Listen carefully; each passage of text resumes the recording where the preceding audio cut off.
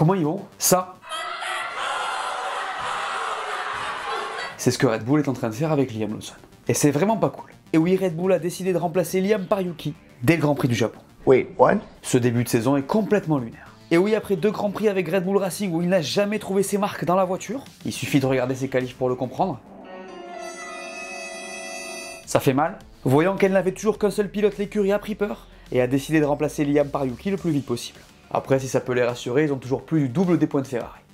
No, God! Pardon. Dans cette vidéo, on va analyser cette décision lunaire, on va évoquer les pilotes et on va se concentrer sur Red Bull parce que là, clairement, rien ne va plus. Je vois pas en quoi cette décision est un bon signal quand tu t'appelles Max Verstappen. Allez, on en parle. Vous êtes encore plus de 40% à regarder les vidéos sans être abonné. Alors pour ne rien rater de ce qui arrive sur la chaîne, abonne-toi, laisse-moi ton plus grand pouce levé et profite de la vidéo.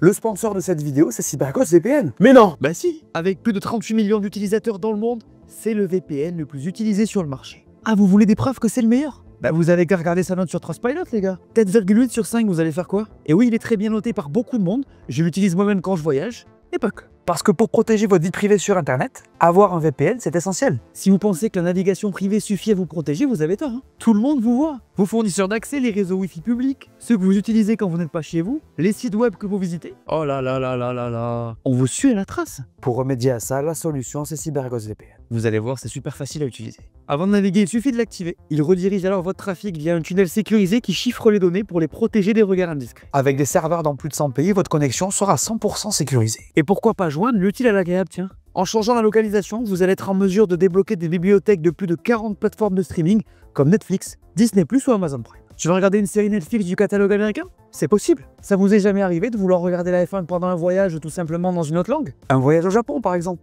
Et bien grâce à CyberGhost VPN, il y a une solution. Tu sélectionnes le pays de ton choix sur l'app, tu reviens sur le site qui te bloque, et juste comme ça marche. C'est exceptionnel, je ne vous le fais pas dire. CyberGhost VPN est dispo sur tous les systèmes d'exploitation, notamment iOS, Windows et Android, et il protège jusqu'à 7 appareils en simultané. Ce qui veut dire que vous pourrez mettre bien la famille et les amis. Chut, c'est pas moi qui vous l'ai dit. En tout cas, aujourd'hui, j'ai une offre incroyable à vous proposer, puisqu'avec le lien que vous trouverez en description, vous bénéficierez d'une réduction de 83% et 4 mois gratuits sur l'offre de 2 ans. En plus, il y a une garantie remboursement de 45 jours. Et vous aurez accès au service client 24 heures sur 24, 7 jours sur 7. Bref, pour te protéger sur Internet, clique sur le lien en description. Ça aide aussi beaucoup la chaîne, tu l'auras compris.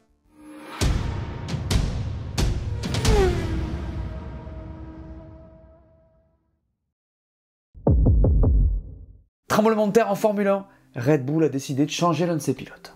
Quoi? Bon, faites pas comme si vous le sentiez pas venir quand vous l'avez vu sur la piste. On va revenir sur ses pertes dans le détail pour que vous compreniez. Grand Prix d'Australie, donc le premier de la saison. Liam Lawson se qualifie 18ème à 5 dixièmes de la 17ème place, à 1 seconde de Max Verstappen en Q1. Le dimanche, il crache la voiture. À la limite, on va pas trop lui en vouloir puisque les conditions étaient plus que compliquées. Passons maintenant à la Chine. Sur la qualif du sprint, il se qualifie 20ème à 1 dixième du 19ème et à 8 dixièmes de son coéquipier. Écart digne de Sergio Pérez en soi, mais les perfs étant si proches cette saison, ça donne ça. Ensuite, les qualifs. Même histoire, dernier, à 7 dixièmes de Max cette fois. Il termine la course P12 au gré des disqualifications et du DNF d'Alonso, n'ayant trouvé aucun grip que ce soit sur les durs ou sur les médiums en fin de Grand Prix. Il était sur une stratégie décalée. Bon, c'est un cauchemar pour Liam Lawson. En vrai, c'est terrible de le voir galérer comme ça. Je sais pas si vous avez vu les on-board, mais ils sont abusés. Le mec est incapable de faire tourner cette voiture. Ça décroche complet, il se bat littéralement avec son volant. Clairement, quelque chose n'allait pas. Du coup, ça a déclenché ce que vous imaginez chez ses chefs, c'est-à-dire du doute sur sa capacité à délivrer dans cette voiture. Les gars, les qualifs de Lawson sur ses premiers GP, c'est la pire série d'un pilote dans l'histoire de Red Bull. Alors je suis pas en train de vous dire que c'est uniquement de sa faute, on va en parler, mais c'est sûr que dans la tête de ses boss, ça a dû résonner. Et vous vous demandez peut-être, mais pourquoi ça se passe comme ça? Pourquoi le mec n'y arrive-t-il pas? Plusieurs raisons. D'abord, la voiture. Cette Red Bull, c'est une diva, elle est extrêmement compliquée, extrêmement nerveuse, et pour un pilote comme Lawson, c'est juste pas évident à maîtriser. Alors certains diront que la voiture est juste faite pour Max, et c'est tout, il n'y a que lui qui peut la conduire, et vous aurez un peu raison, mais pas complètement. Max a un pilotage hyper spécial, il aime un avant très très fort, ce qui a tendance à faire décrocher l'arrière. C'est perturbant pour les pilotes qui ont un style de pilotage différent, Albon le disait très justement dans un podcast. Du coup, ce qui se passe avec Red Bull, c'est que chaque année, ils pondent une voiture en début de saison, donc avec les datas qu'ils ont, et donc le package qu'ils considèrent le meilleur, puis ils développent la voiture. Et c'est là que Max tire la couette vers lui. C'est là qu'il demande une voiture qui va dans son sens. Pas forcément qu'il n'aille pas dans celui de son coéquipier, attention, mais comme tout pilote, une voiture qui lui permette d'aller vite. Et comme c'est le meilleur, c'est ce que Red Bull a toujours fait. On le sait, c'est ce qui s'est passé avec Pérez aussi. Le truc, c'est que là, cette voiture, elle est hyper complexe, et qu'il faut un quadruple champion du monde pour la maîtriser. Et même lui, les gars, il est pas sur l'autoroute. Hein. Donc évidemment, quand tu mets dans cette voiture un mec qui n'a jamais commencé une saison en F1, un pilote qui n'a que 11 GP dans les pattes sur 2 saisons différentes, que tu commences la saison sur 2 circuits que le gars ne connaît pas, c'était le seul pilote de la grille qui n'avait jamais roulé à Melbourne et il avait roulé une fois à Shanghai en 2018, bah faut pas tant s'étonner en fait. En plus évidemment ça crée un cercle vicieux où le gars perd confiance direct, il y a les médias, l'histoire de la Red Bull numéro 2, donc une pression qui n'aide vraiment pas. Et je vais vous dire un truc les gars, j'aurais été Red Bull, je lui aurais au moins laissé la chance de se montrer à Suzuka. C'est un circuit qu'il connaît puisqu'il y a roulé en Super Formula, là on aurait eu plus de billes. Parce que les gars, désolé, mais 2 grands prix dans les circonstances que je viens de vous décrire, c'est que dalle. Quand tu prends en compte le peu de roulage que les pilotes ont, c'est chaud. Alors vous allez me dire que je me suis trompé parce que je pensais que ça marcherait, je l'ai dit plusieurs fois. À l'instant où on se parle, c'est évident que mon feeling était mauvais. Et moi les gars, j'ai jamais imaginé que la voiture serait aussi complexe direct, et surtout qu'on imagine le sortir au bout de 2 GP. Je vous l'avais dit, pour moi, Lawson, vu le contexte, il avait un peu de temps. Perso, je trouve que c'est lunaire de le sortir après 2 GP, c'est complètement fou et ça me semble irrationnel. Après, ils payent ce qui se passe chez eux depuis un an. Hein. Je vous rappelle que la crise est énorme, on en reparle aussi dans cette vidéo. Du coup, Liam va repartir chez Descartes.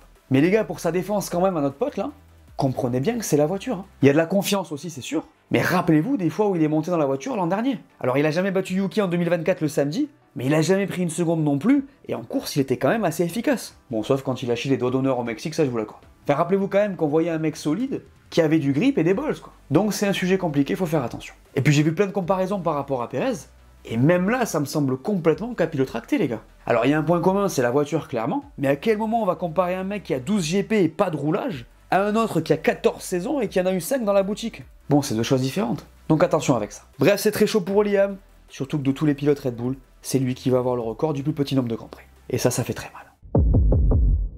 La suite logique de cet événement, les gars, même si au moment où je vous parle, elle n'a pas été confirmée officiellement, c'est qu'on va mettre Yuki dans la Red Bull. Et là, il y a plein de choses à dire. La première, c'est que c'est mérité. Le gars a maintenant 4 saisons complètes en F1, ça fait 2 ans qu'il est très performant. Rien à dire, il sera à sa place dans cette Red Bull. Il est le pilote de la filière le plus méritant pour ce siège, et à la base, c'était pas Lawson qui devait prendre ce baquet, c'était lui. La F1 c'est pas un sport hyper logique, vous le savez.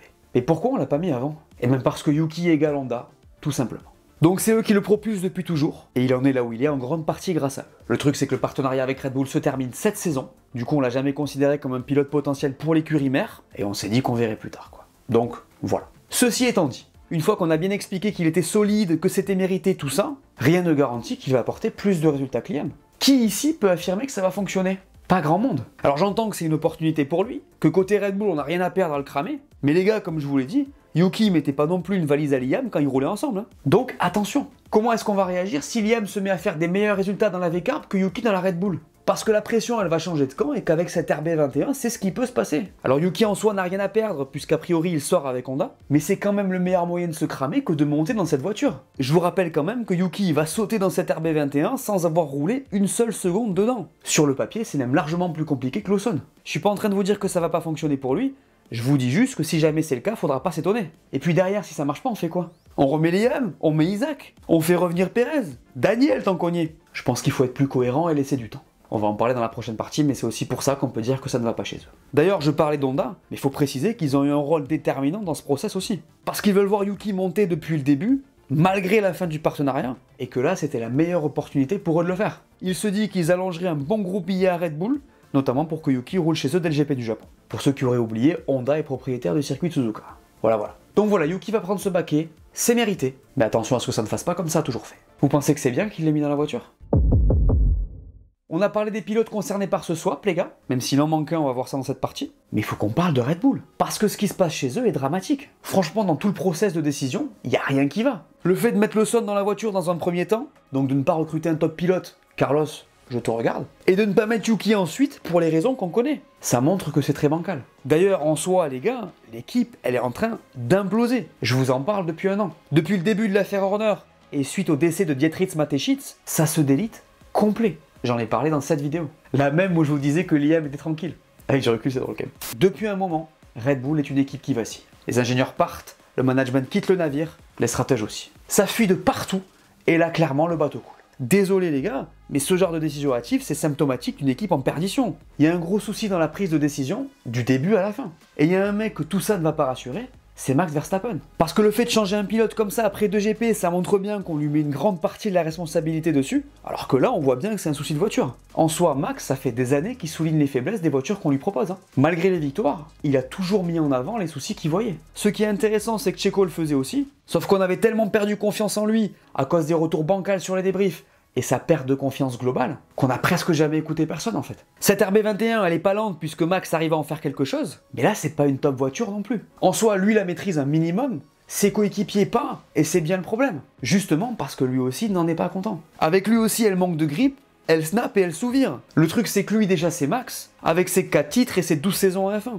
Quand on parle de Lawson, réveillons-nous les gars. On compare l'incomparable. En fait, pour moi, c'est plus Max qui arrive mieux à conduire cette voiture que cette voiture qui est faite uniquement pour lui. Encore une fois, le développement, c'est autre chose. Ce que tout ça nous dit en tout cas, les gars, c'est qu'il y a un problème. Et soyez sûr que Max n'est pas content. Il a dit lui-même en Chine, Lawson était proche de Yuki dans la même voiture, et aujourd'hui, la V-Carb est beaucoup trop proche de lui. Ça pue de fou. Parce que pour le moment, il reste calme, mais connaissant le type, il va pas tarder à péter les plombs. Pour lui, c'est pas la faute de Lawson, et c'est ça le souci. Si l'équipe continue à ne pas prendre ses responsabilités, il va y avoir des conséquences. Et le risque principal pour eux, les gars, et je vous le dis depuis des mois, c'est qu'il va partir. J'ai consacré un chapitre dans cette vidéo. À un moment donné, ça sera comme dit Berman. Ciao. Donc voilà, comme Max Verstappen, je suis assez inquiet pour Red Bull Racing. Parlons peu, parlons bien. Parlons de Red Bull et de leur dernière décision. Les gars, c'est lunaire. Ils ont complètement pété les plombs. 2 grands prix.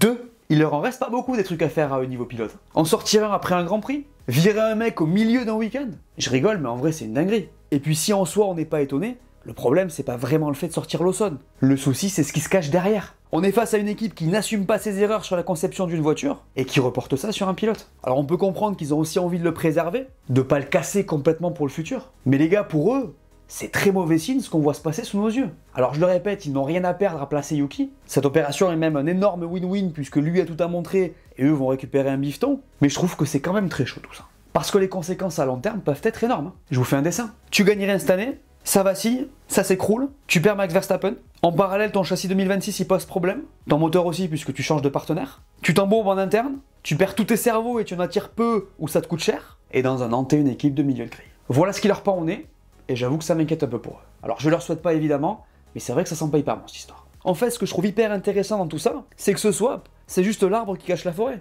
On n'est pas à l'abri de voir d'autres dingueries de leur part cette saison, je vous le dis. C'est quoi votre avis là-dessus? Dites-moi en commentaire. Je vous le rappelle, à partir de maintenant, je vais vous renvoyer vers une de mes vidéos que peut-être vous n'avez pas vue, mais en tout cas qui peut vous intéresser. Et aujourd'hui les gars, je vous conseille cette vidéo qui parle de la météo en Formule 1. C'est un sujet hyper intéressant. Pour vous dire, c'est Météo France qui s'en occupe. Et il y a plein de trucs à découvrir sur le sujet qui sont fous. Je vous mets ça juste ici, et tous les liens en description. Voilà, merci à tous de m'avoir écouté, j'espère que cette vidéo vous a plu, laissez-moi un pouce bleu, dites-moi en commentaire ce que vous pensez de cette histoire. N'oubliez pas d'aller voir mes dernières vidéos que vous n'auriez pas vues, dites-moi tout, et on s'abonne. Allez, ciao!